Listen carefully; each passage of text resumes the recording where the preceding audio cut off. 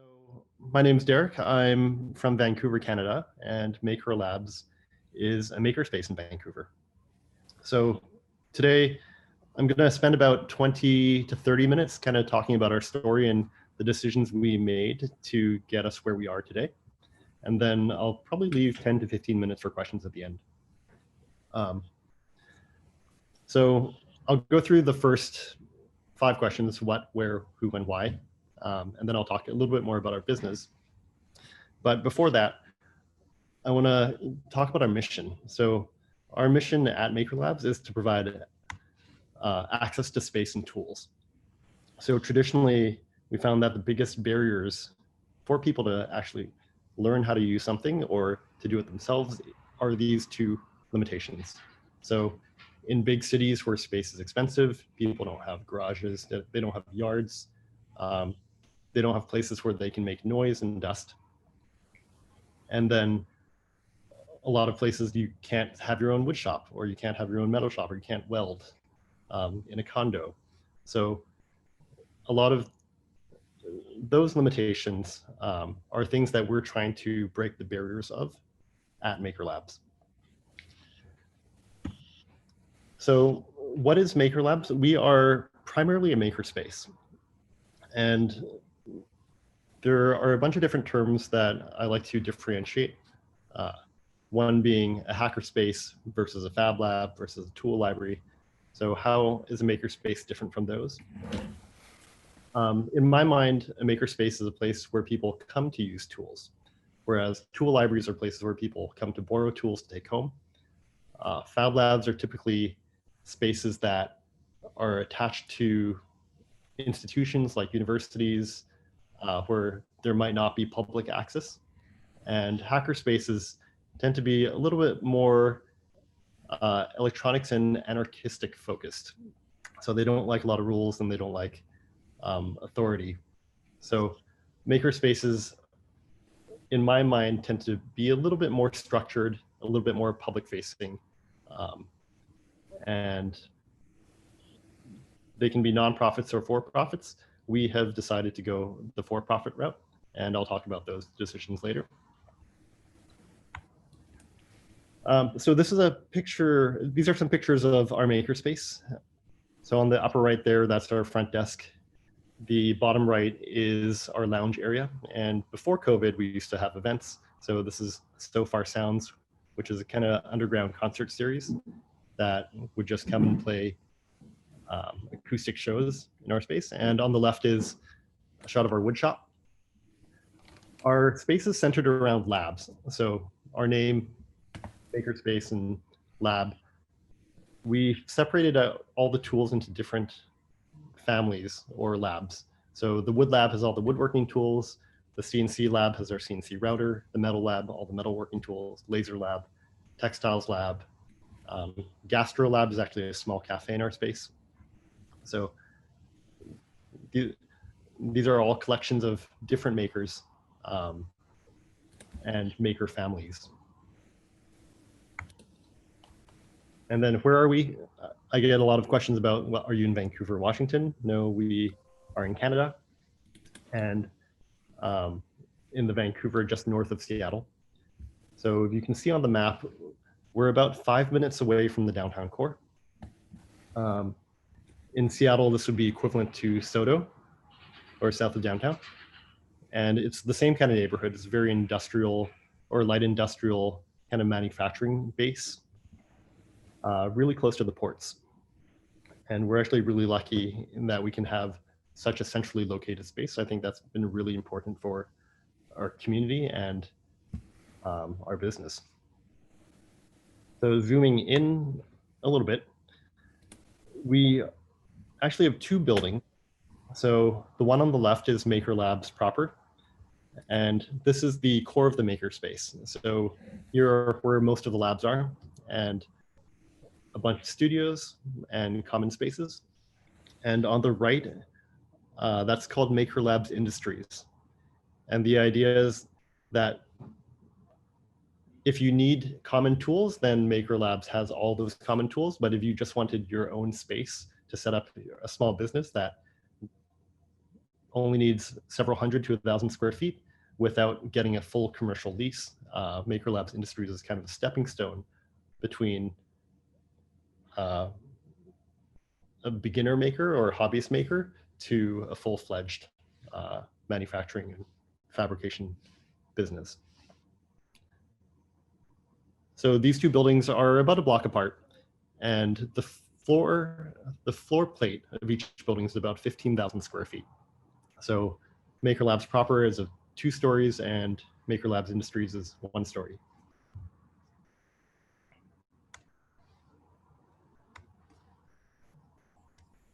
Oh. So when? Makerlabs started as the Laser Cutter Cafe. And when we started, it was back in 2013. I really had no idea kind of how it would go. All I knew was I wanted tools, and primarily I wanted a laser cutter. And I traveled around a lot seeing different maker spaces and fab labs and tool libraries. And one thing I noticed right at the beginning is that places that had a laser cutter always had a busy laser cutter. So I thought there's probably a business demand around laser cutters. And back in 2012, I was still in Seattle or San Francisco. There was a place called Metrics Create Space, which had a laser cutter, and they rented it out. There was Tech Shop in San Francisco. They had 4 or 5 laser cutters, and they were always booked. So I thought in Vancouver, if there was a place that had laser cutters, it would probably not go bankrupt right away. So I wanted to experiment with this and just bought a laser cutter and booked a pop-up shop in Chinatown. So our first iteration was called the Laser Cutter Cafe, and it was literally a $500 or a 500 square foot open storefront that we had for 6 weeks. And in those 6 weeks, it looked like the picture on the right. So it was just myself and a laser cutter. I would teach people who walked in how to run the laser cutter and do projects in the off hours. So after 6 weeks of that, I thought I went pretty well, but I really had no plan to do anything else. Then come 2014, we very luckily were networked with a real estate agent who had connections to this warehouse that was going to be demolished. So we needed space to build a project, and we were able to get 3,000 square feet at a pretty good rate of $10 a square foot per year. So that's in Canadian dollars. In US dollars, that would be something like $8 a square foot per year at that time, with the clause that if they told us we had to move out, we had 3 months to do it. So we thought that was a pretty good deal. And in 2014, we set up Makerlabs version 1 in 3,000 square feet of empty warehouse, and kind of grew that over the year to occupy about 12,000 square feet. Then in 2015, we got notice that they were going to build a condo there, so we had to quickly find a new space. And very luckily, we were able to find our current home, which is our 26,000 square foot warehouse. And in 2017, we added on Makerlabs Industries. So who? My background is software. So I graduated with a computer science degree, and I worked at a big Seattle tech company for about 7 years, between 2005 and 2012. And I really had none of the skills other than being able to program. I knew I liked making things, but I actually didn't know how to. And really, I didn't have any real good reason to leave tech other than I felt something was missing. I could build virtual things, but I couldn't build physical things. So that's a little bit about me, but I'll go through why. And I don't think I have a super good reason why, other than in 2008, I started going to this thing in the desert called Burning Man. And at the same time, also started going to maker fairs. And I saw what people were able to build when they had the space and the tools to do it. And if you've never been to Burning Man, it's a place where people build the most amazing things. This is a picture of the 2008 temple. And the environment there really enables you to build without much consequence. So there's not very many permits, there aren't very many rules. People are able to build whatever they can hopefully safely do. And that was really inspiring to me. So our lineage. I think it's important to give credit to where credit's due in how we were able to get to where we are. And in 2010, I was living in West Seattle, and I found out about the West Seattle Tool Library. I thought, wow, this is such an awesome place. I met Gene there. And I wanted those tools to be more accessible. So my critique, and it's not a negative critique with the tool library, was that it was only open certain hours of the day. I couldn't just go in whenever I wanted to make whatever I wanted, and there wasn't very much space. So even though they have the wood shop there, it's a crowded wood shop, and you're not really able to build big projects. The other want that I had was computer-controlled tools. So it's great to be able to use manual tools, but at the same time, my background being from the computer side of things, I found that there was a middle ground of computer-controlled tools that kind of blended the best of both worlds that a lot of tool libraries didn't have access to, and maker spaces did if they were big enough. In 2008, I was also introduced to Maker Faire. So I started going to the Bay Area Maker Faire. Oh, sorry, those are just members. And Maker Faire, if you haven't been to them, they are just the greatest show and tells on earth. Unfortunately, they've stopped operating in the US. But when they were operating, the Bay Area Maker Faire, the Seattle Maker Faire, the Vancouver Maker Fairs were very inspiring. My work also brought me to San Francisco. So I became a member at Tech Shop. And Tech Shop is one of the earlier commercial maker spaces. So at their peak, they had about 10 locations, each about 20 to 25,000 square feet. And they operated much like a gym. So all the classes I took there were what actually taught me how to use the table saw, for example, or how to use the CNC lathe, or how to use the ShopBot. And then in 2011, when I was actually seriously thinking about quitting tech and starting my own makerspace, I visited 3 makerspaces on the East Coast. So there was a How to Make a Makerspace conference at Artisans Asylum. Artisans Asylum is a 40,000 square foot artist studio / workshop. And Guy Calavanti, who was one of the founders there, kind of led the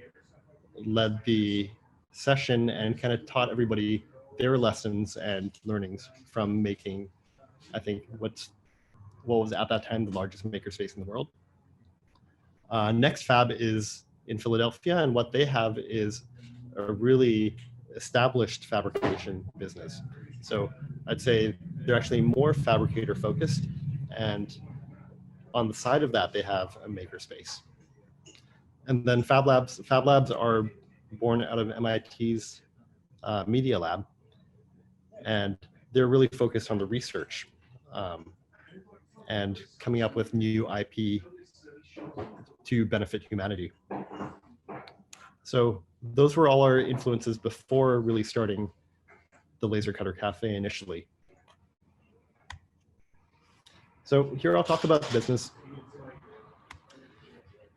Very generally, our revenue is split up by these percentage points. We have 4 main business models. So the first and smallest is education.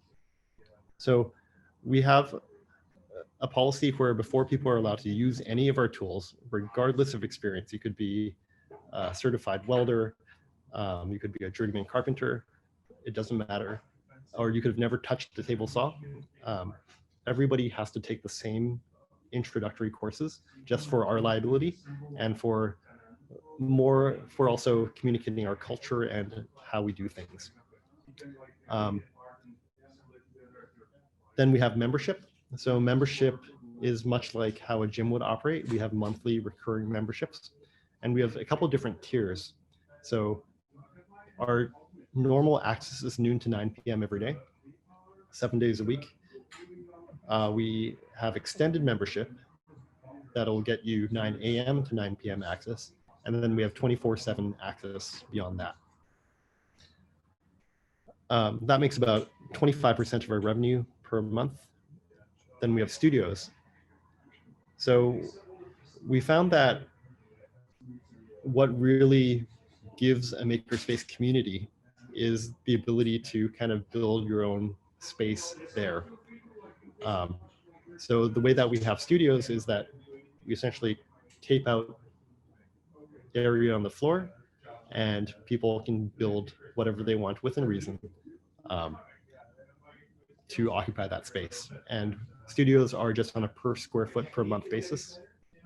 We are very clear that they are not leases, and there are no tenant landlord arrangements where it's pretty much a space allowance to use. And then 30% of our revenue is fabrication. So there are a lot of people who don't actually want to use the tools themselves, or they don't have the time, or they don't want to learn. In that case, we actually provide full service fabrication. So people send us an email describing pretty much any project they can, and for the most part, we will try to figure out how we can make it at a reasonable price. So we have a staff of full-time fabricators who are helping to fulfill those requests. So some numbers. On the education side of things, we have about 60 classes per month. So that covers all the mandatory safety orientations, and it's per tool. So we don't have a general orientation. But if you wanted to use the wood shop, you would have to use the Wood Lab 101 class.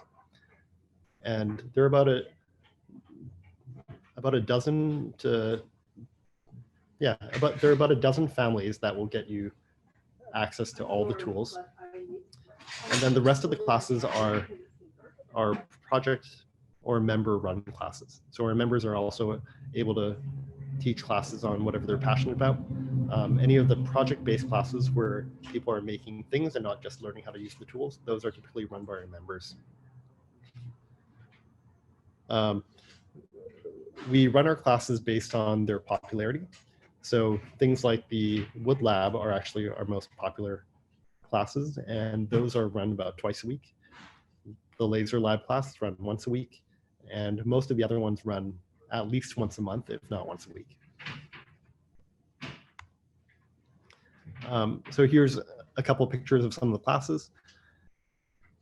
For example, on the upper right is a stained glass or an LED stained glass member-run workshop.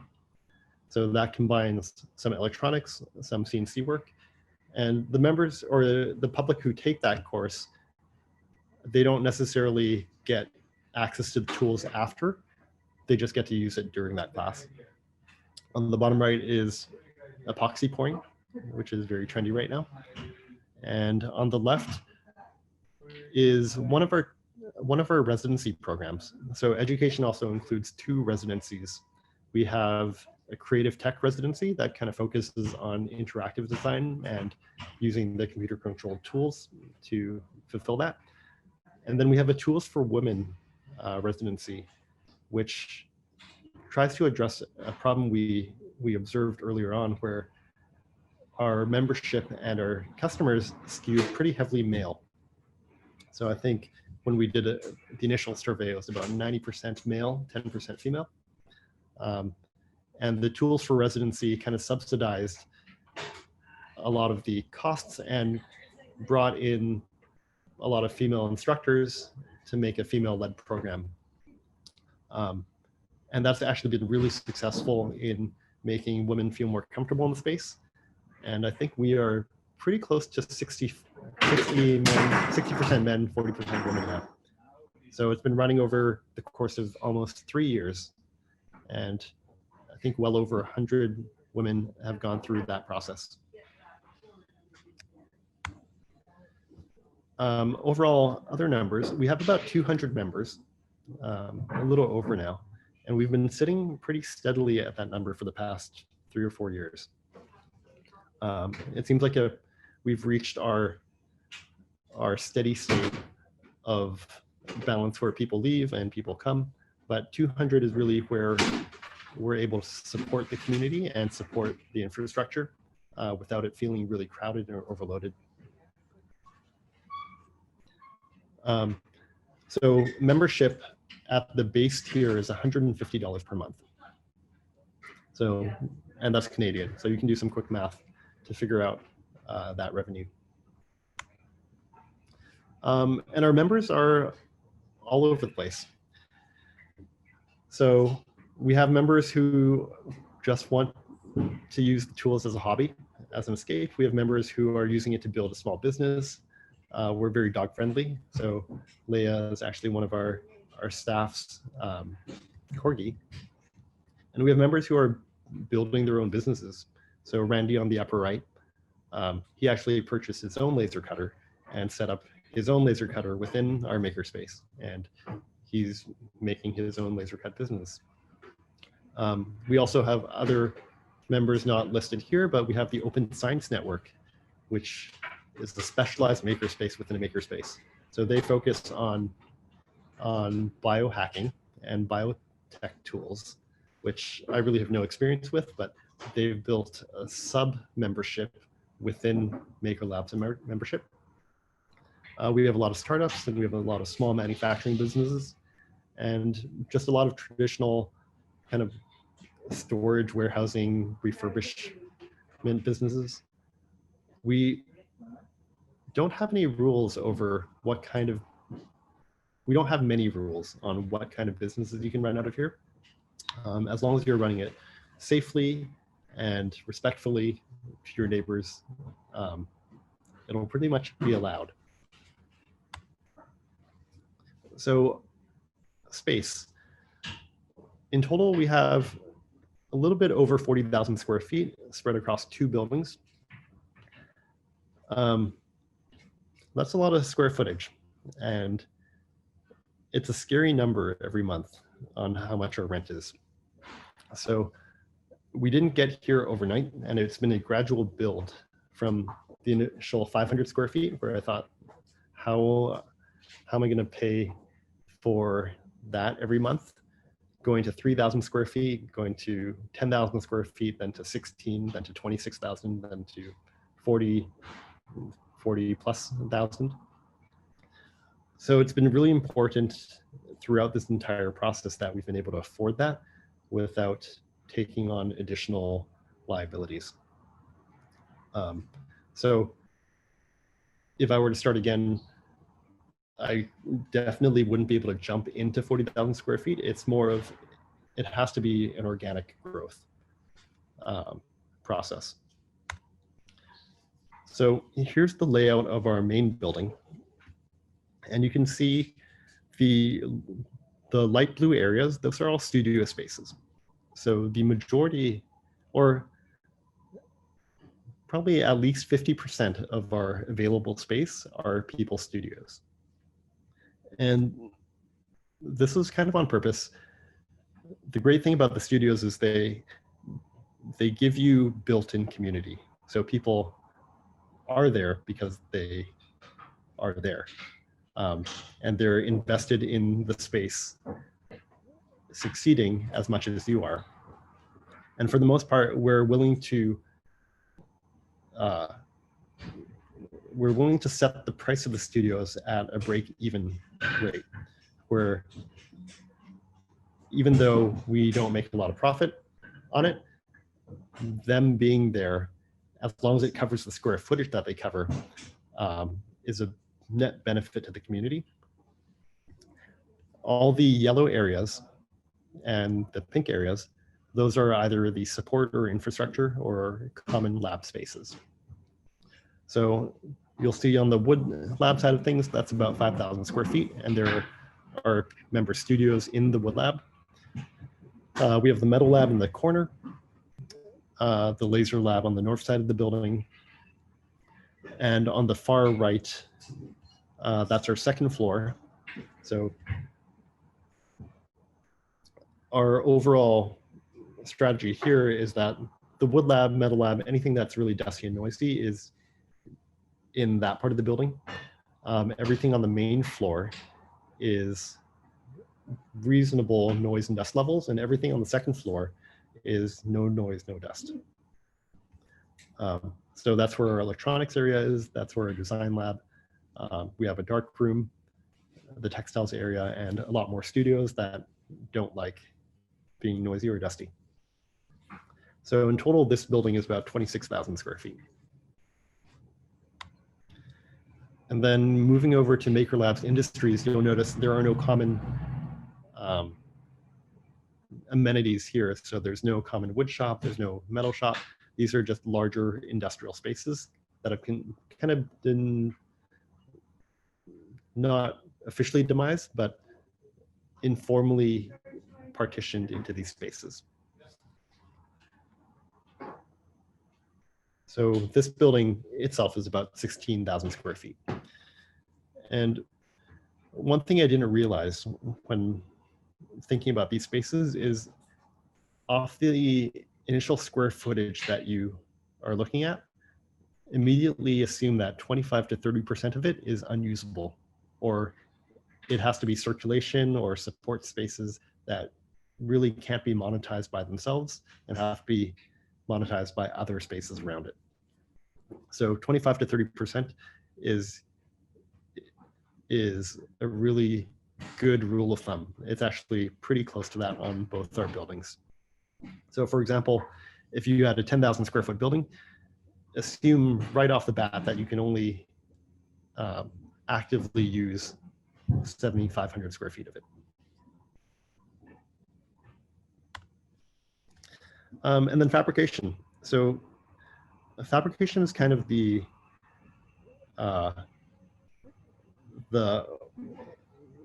hidden revenue generator for our makerspace. So without fabrication, we probably wouldn't be at the scale that we are, because all the other revenue sources are what's the word? I think it's proportional, or they're fixed. So you can only really support a certain number of members. You can only have so many studios before you run out of space. And you can only have so many people in classes, especially with COVID, before you run out of capacity there. But with fabrication, your upper limit is really the number of projects you can get. So fabrication has really been what has enabled us to scale.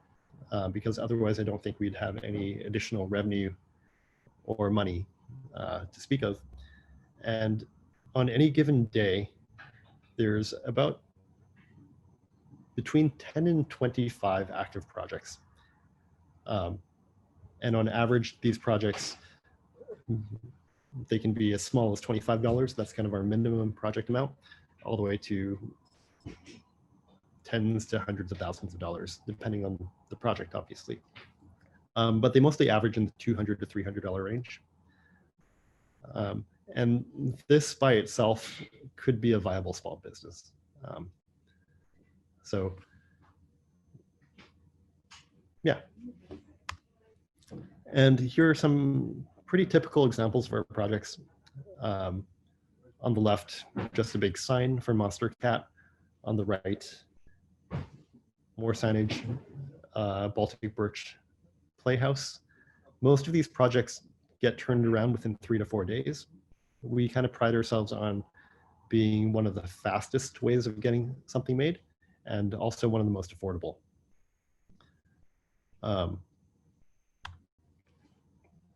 And then here are some other examples. On the left is a big sign for a community garden. And you can see we're using our laser cutter to laser etch things that are bigger than the laser cutter itself. The bear on the right is for the Vancouver airport, and that's one of their promotional displays. And on the top is just computer CNC routed aluminum. So these are pretty typical of the projects we get. And at any given point, there's at least a dozen of these in progress. So I talked about our revenue. These are our expenses.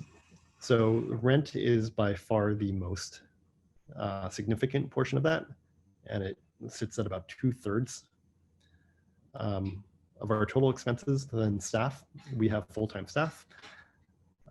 They're about 25%, and then there's everything else. And that can include tools, it can include materials, it includes unexpected landlord bills or taxes, or in Canada it's called worker safety compensation. And you really never expect these things when you start, but there are always additional expenses that you haven't thought of. So just some numbers about our expenses.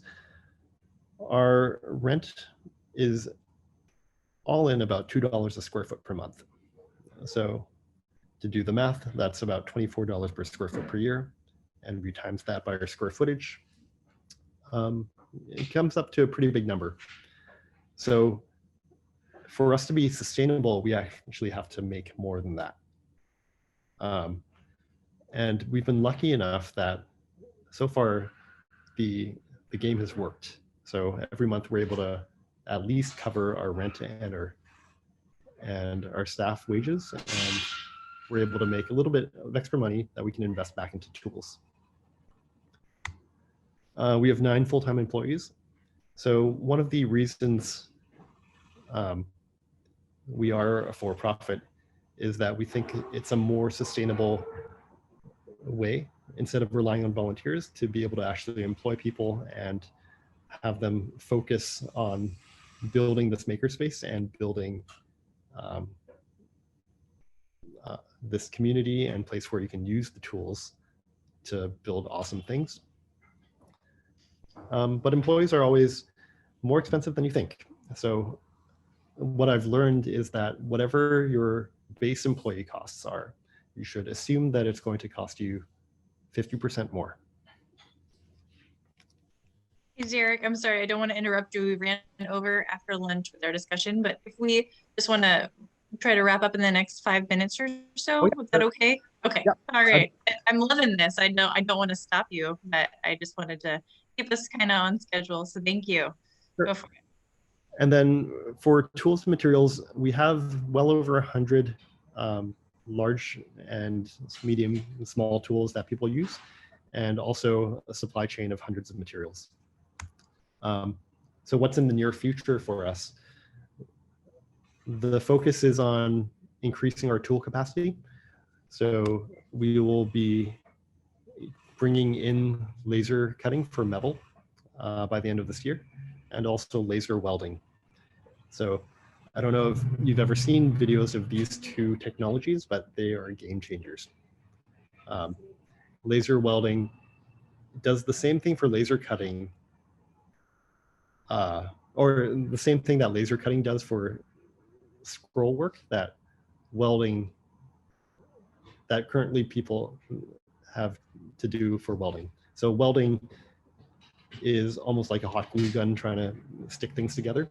Laser welding is extremely precise and easy to use. And then robotic arms. just because I think they're really cool.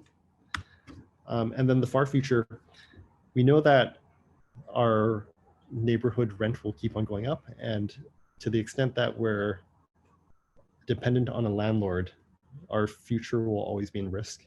So part of our long-term planning is figuring out how we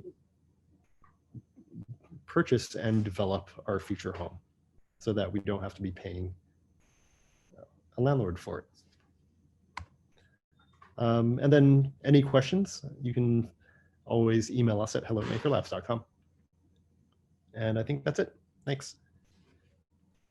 Awesome. We'll leave just, let's do just 1 or 2 minutes of questions, and then we'll go to our breakout room. Did anybody want to unmute and ask Eric a question? I have a quick question, Derek. That was awesome, by the way. Amazing. I love what you're doing. I want to move there. It seemed like a lot of your projects were that your public are kind of coming in with are art projects. Would you say that the most of them are art-related projects, RT kind of product, artistic?